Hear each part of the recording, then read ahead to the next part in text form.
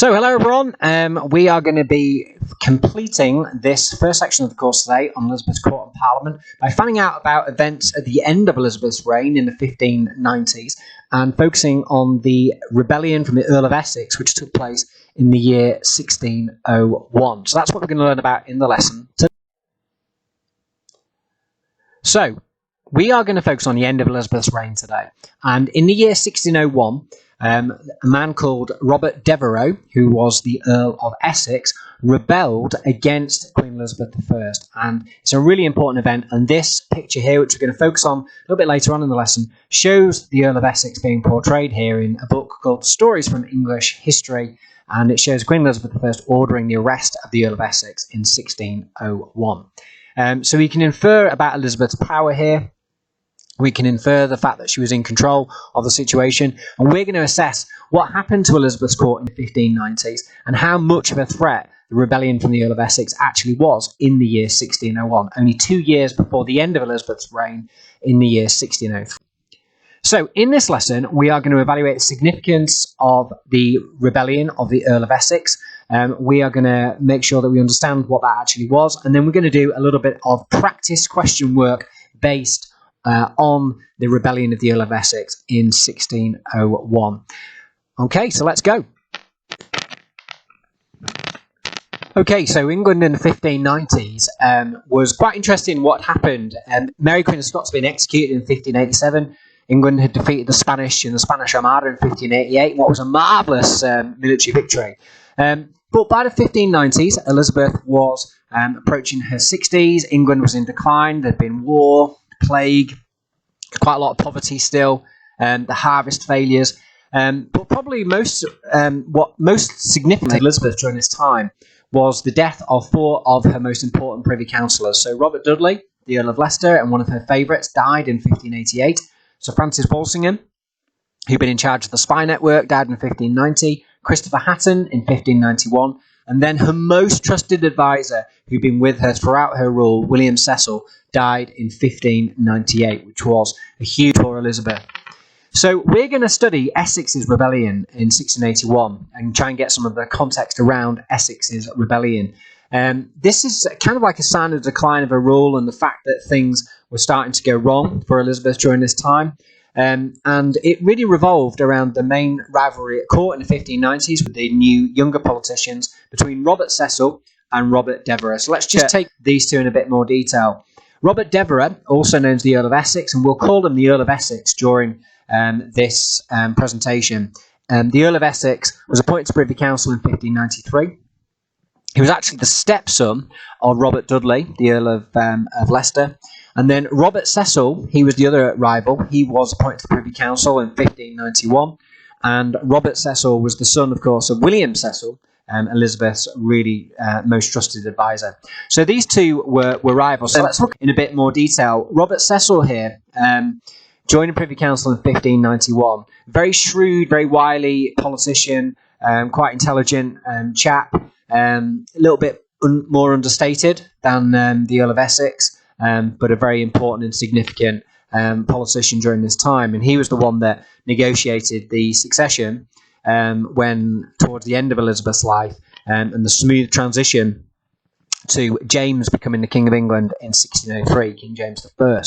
So this is the Earl of Essex. Now, he's a really interesting character, quite a flamboyant character, good-looking character, but he also had a really fiery temper. And although he'd been appointed to the Privy Council, he was actually banished from the court after getting into arguments with Elizabeth. Now, Elizabeth herself was quite a fiery character and not somebody that you really would want to get into lots of arguments with.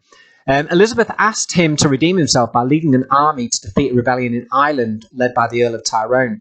And whilst he was away in Ireland, the Queen actually promoted Robert Cecil. And this made Essex really, really angry. And when he got back, he burst into the Queen's bedchamber, very, very angry indeed, before she was even wigged and gowned. And to do that, I mean, Elizabeth was quite bald, so had to wear a wig. And to do that was a huge sign of disrespect. So Elizabeth ordered him before the Privy Council. He had to stand for 5 hours whilst he was interrogated. He had to be on his knees whilst the charges were read. and he ended up getting banned from court, losing all his positions of power, lost his monopoly on sweet wines. His career was effectively over. So Essex decided to rebel in 1601, and he began to fortify his house, his mansion, Essex House, gathered together some supporters, mainly ex-courtiers, ex-members of the royal court, gathered together unemployed soldiers, and because he began to fortify his mansion, he was summoned by Elizabeth, but refused to appear. Now, interestingly enough, the day before the rebellion, Essex actually paid for a performance of Shakespeare's Richard II to be put on, which obviously famously shows a rebellion against a monarch.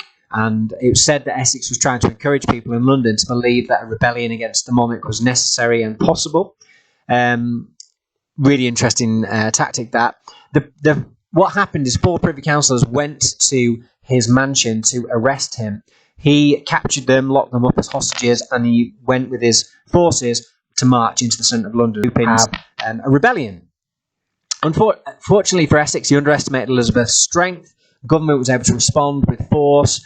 The rebellion itself only lasted 12 hours. Most of Essex's supporters were offered a pardon, and most of them took that when they realised that they couldn't win this rebellion. And Essex was left alone with his leading supporters, and he ended up getting executed at the Tower of London on the 25th of February 1601. So that's what happened with the rebellion. Quite a significant rebellion, because it showed that there was opposition to Elizabeth in the country, but of course it did show that she was able to resist that rebellion and remain in power. But it did show that people in the country were looking for new leadership at the time.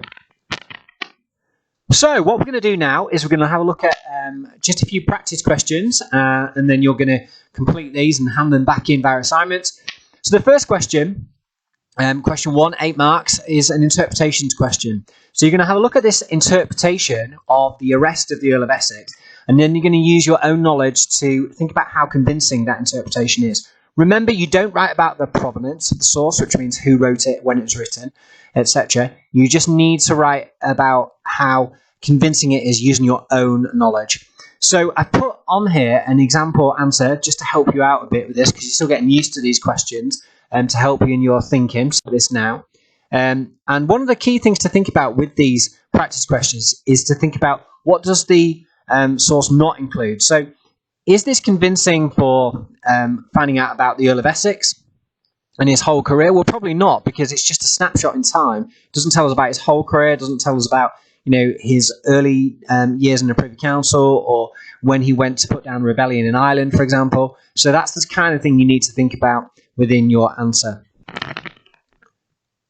So the next question you're going to have a go at doing is the question 2, which is worth 8 marks. And this is what we call how important question. So in this answer, you're going to be able to explain, how is patronage important to Elizabeth's rule?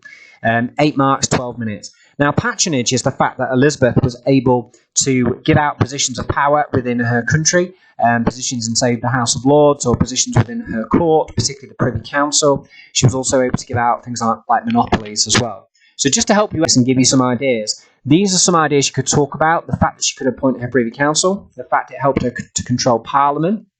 Many of the MPs in Parliament had positions of power, and therefore would be much more loyal and compliant to Elizabeth because of that. And then you could also give the example of how she used patronage to deal with rebels. So actually getting rid of people from their positions of power was important. It's one of the ways that she dealt with the Earl of Essex, by stripping him of his monopoly on sweet wines.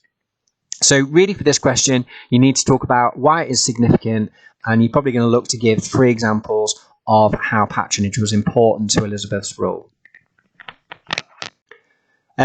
The next question that I want you to look at is the question 3. Give an account of the Earl of Essex's rebellion in 1601. So for this one, really, think about what the cause of the rebellion were, what happened, and some of the consequences of the event. And for this question, you need specific and detailed own knowledge. Again, it's worth 8 marks. You'll spend about 12 minutes on that question. And here would be an example paragraph. So using specific and detailed own knowledge, that's the kind of thing that you need to be able to do within that answer. So, some key points from this lesson. Elizabeth became less popular toward the end of her reign. Elizabeth was badly affected by the deaths of key advisors such as Walsingham and William Cecil. The younger Privy Councillors such as Robert Cecil and Robert Devereux, the Earl of Essex, they clashed in the 1590s. The Earl of Essex angered Elizabeth. He was stripped of his positions in his sweet wine monopoly. He mounted a potentially serious but ultimately unsuccessful rebellion, but which underpinned the fragility of her rule. Thank you very much for listening. Bye-bye.